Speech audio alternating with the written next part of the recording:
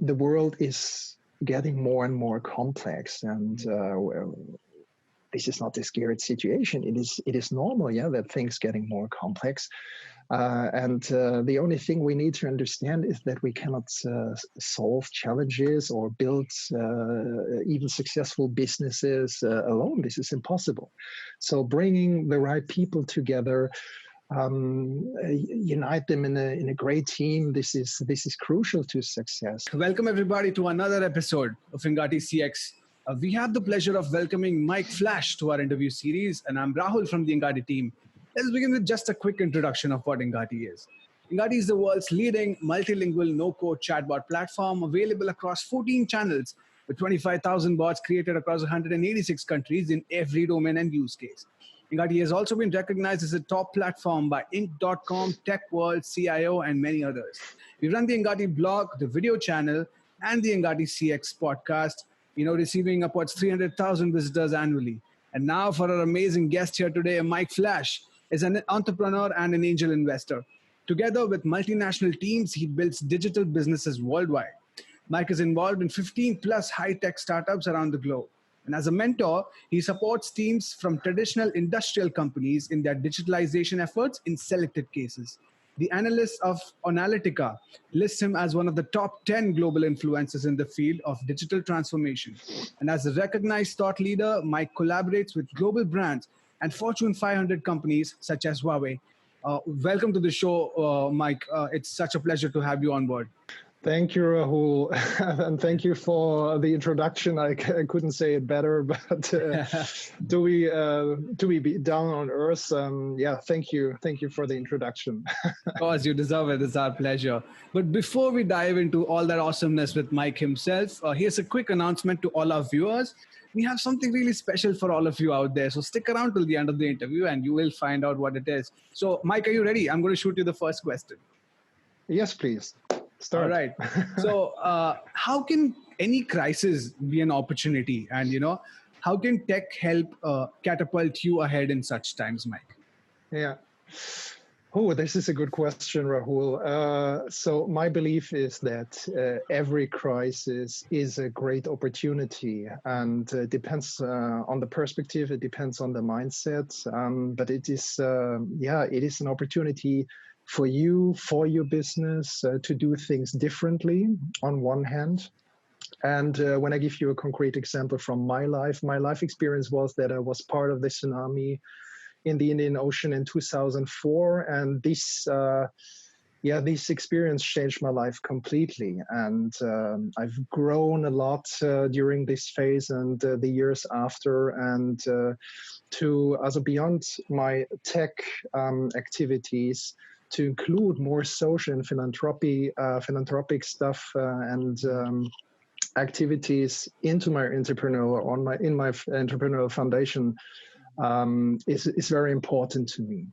So there's a personal side. On the other side, you asked me what tech could do, or could tech help us? Of course, tech can help in every area. Let's give you another example. Think about communication, to communicate in real time, to ensure transparency. Think about tracking system, for example, which you can monitor the delivery of supplies, for example. Or think about machine learning that can predict the demand in special regions or areas. So, bottom line, of course, a crisis can help us grow. And of course, tech is very valuable to do that. That's correct. And that's wonderfully put, Mike. When you think about this, the fact that we are speaking from different areas of the world at a time like this wouldn't have been possible without tech, I think. Yeah, of course. You're absolutely right. That's correct. All right. So, Mike, can you talk about any disruptive business model from the high-tech startups that you were involved with in the past? Yeah. Another good question, Rahul, and definitely not easy to answer. First of all, I'm not a fan of buzzwords because we have so many around us, maybe disruption or a digital transformation. What does it mean? In most cases, we talk about the same topic, but we all have a different meaning. So let me illustrate this with a concrete example. So for me, disruption is a relative thing first. Yeah, I'm involved in a finance technology, for example. It is an advisor investment platform. And let me illustrate a little bit the way from A to B or from A to Z. Yeah, the founder and CEO Ola Abdul had the idea almost a decade ago, and we had the first dialogue about the platform in 2014.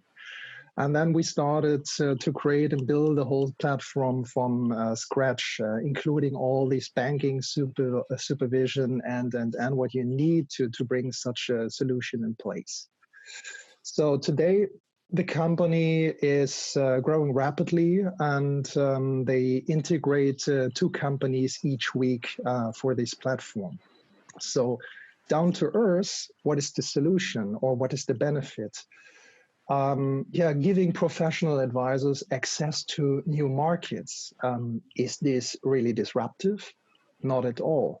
But the way we are thinking banking in these days is completely different. And if we have a look to the future to do things differently, this is the real disruption that I'm convinced about.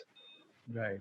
So what you're saying is something that will bring about like a permanent kind of a change in the future is something you would Yeah, call a yeah. disruption. Disruption is an ongoing process, not a static thing. Yeah. Correct. Yeah. I mean, it's like a eventual, a growth towards something.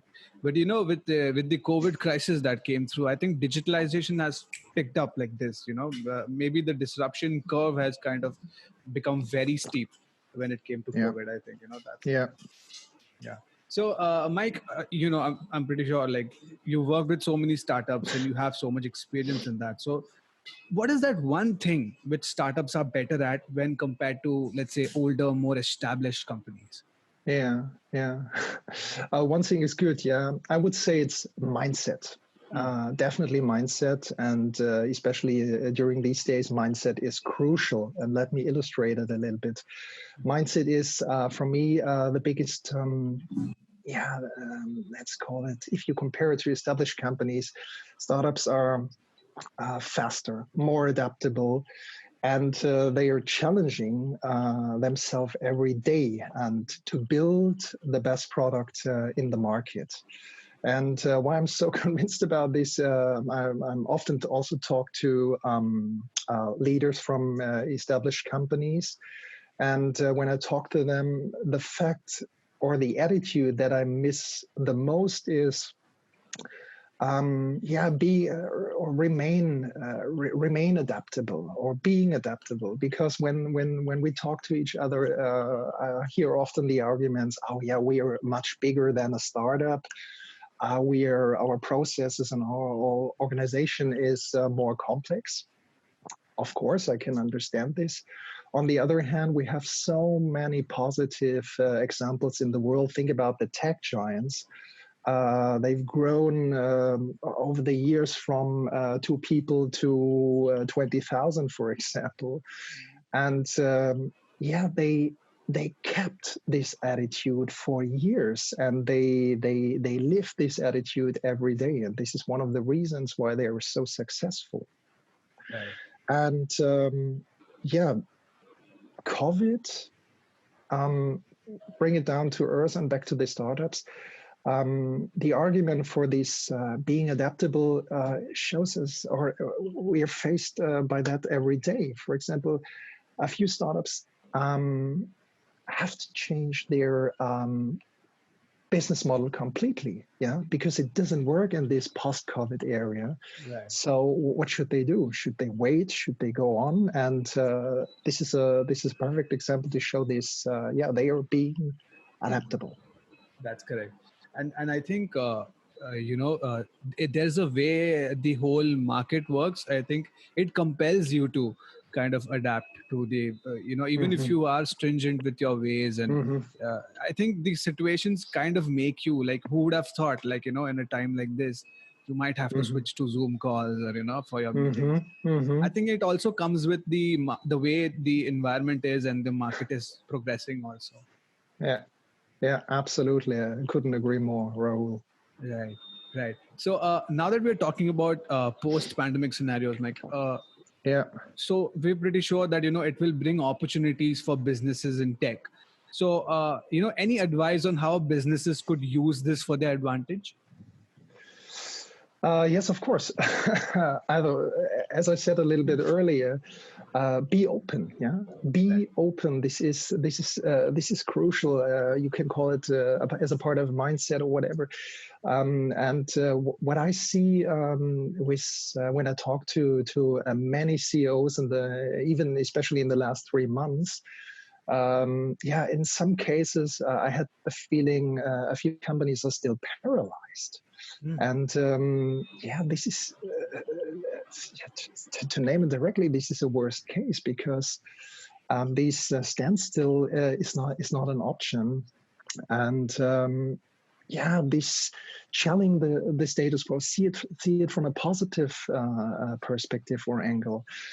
Because of course we are all facing the same situation more or less in different countries, but it is crucial to not close your eyes and do nothing and being paralyzed. To be open, see the value, connect with others, create and shape new collaboration, because the things are complex and you cannot do this alone. But the more you communicate, the better the situation gets because of exchanging ideas, solutions, and together we can get out of this crisis.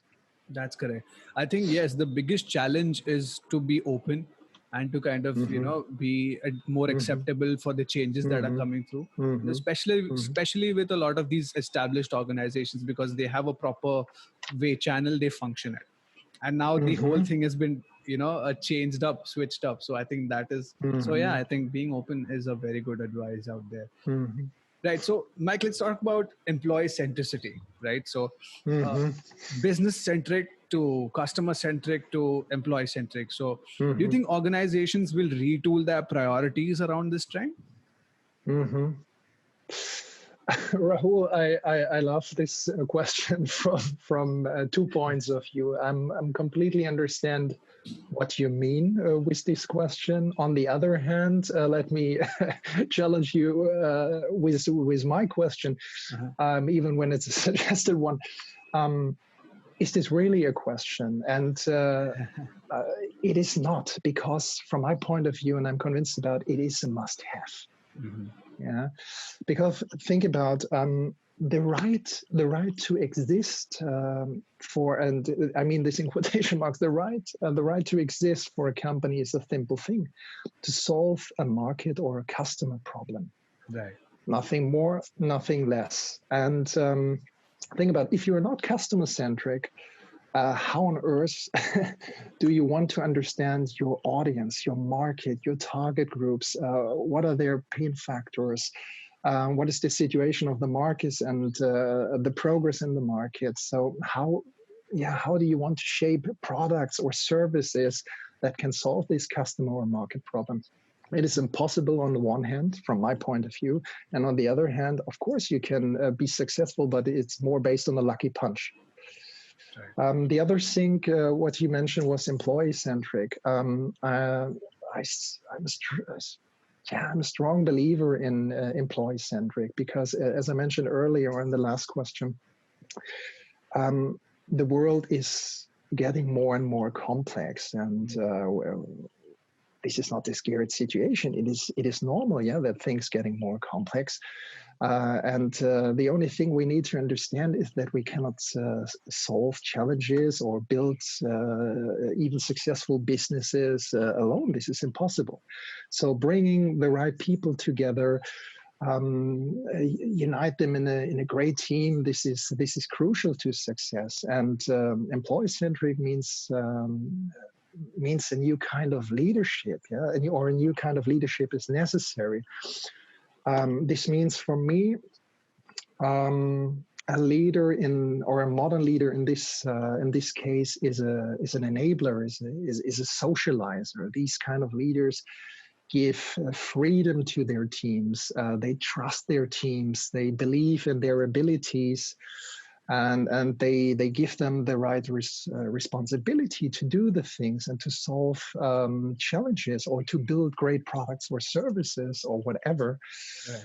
And last but not least, these kinds of leaders never lead based on their title. Yeah, they lead by example, and this is one of the most crucial things, especially in times of crisis. Wow, that was beautifully put, Mike. We had to ask you this is because there are so many young leaders, young entrepreneurs that are coming out that actually follow our channel and they're out there. So we needed somebody, of that level or who has seen the market for so many years and who have been dealing with to kind of speak to few words. And we really appreciate that. It was a beautiful message out there. Thank you, Rahul. For sure, our pleasure. Right. So, Mike, let's talk about something that is in the talks today. That's AI and automation. So, what do you see the future of AI and automation to be? And did the pandemic just accelerate it? Like, what are your thoughts?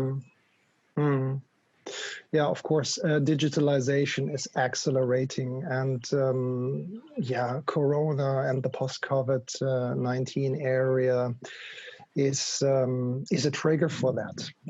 I believe this. Let's bring it down to earth again. We are generating data and storing data. More than ever before. Yeah, that's true. And the tools or the solutions, let's call it AI and automation, gets better and better and better. And think about when I see all these marketing and advertising messages out there, you have a feeling that likely almost every tech product that is related to software, has AI or automation included. Yeah, if this is the real case, I'm not sure, but it's just a feeling based on these marketing messages. Yeah. All these things are indicators that digitalization, especially AI and automation, is accelerating. But my recommendation is to all of us, don't forget that AI or automation are based or have a simple goal setting. First, it is the value that these tools can provide on one hand, and on the other hand, it is the return on investment that these tools and products can achieve. Right. And I'm sure we are on the right way, or we are on the way in the right direction, but we have also a long way to go, because we are not at the end. We are at the beginning of AI and automation, of real AI and automation. That's correct. I think we are a long way far away from the Iron Man movies to come to life. So right. That was great. So Mike, this was amazing. Really, so many fresh insights, so many bright ideas. So towards the end, concluding this, are there any thoughts that you'd like to share or leave the audience with? Any sound bite? Yeah, I think even when the topic is a little bit overscrewed, but we are in a post-COVID-19 area, and most of the people are faced by a lot of challenges. And at the moment, I think it's not easy. I'm sorry, it's not easy to predict the future because there's so many things currently happening. And but let's bring it down to earth again. My belief is to solve all these things, stay open, be clear and positive in your mind, and remain adaptable, or being adaptable, because we need, or maybe we have to embrace the new normal. To build or to continue to build successful businesses on the one hand, and on the other hand, to be happy in life. That's correct, guys. There you have it, ladies and gentlemen. Adaptability is what the key is. None other than Mike Flache. Thank you so much, Mike, for giving us your time. Your insights were really valuable. And I know our audience is going to have a fun time watching this interview. Thank you, Rahul. Thank you. Appreciate that. So, like I promised in the beginning of the interview, if you guys are stuck around for this long, we're so excited to announce that our ebook, The Return to Normalcy, Work from Home to Return to Office, is out and available. And you can check the link in the description for more details, and you can get it there absolutely for free. We'll be back with a new episode and a brand new expert soon for Engati CX. So stay tuned, and we'll see you around for the next one. Really appreciate this, Mike. Thank you so much. Thank you, Rahul.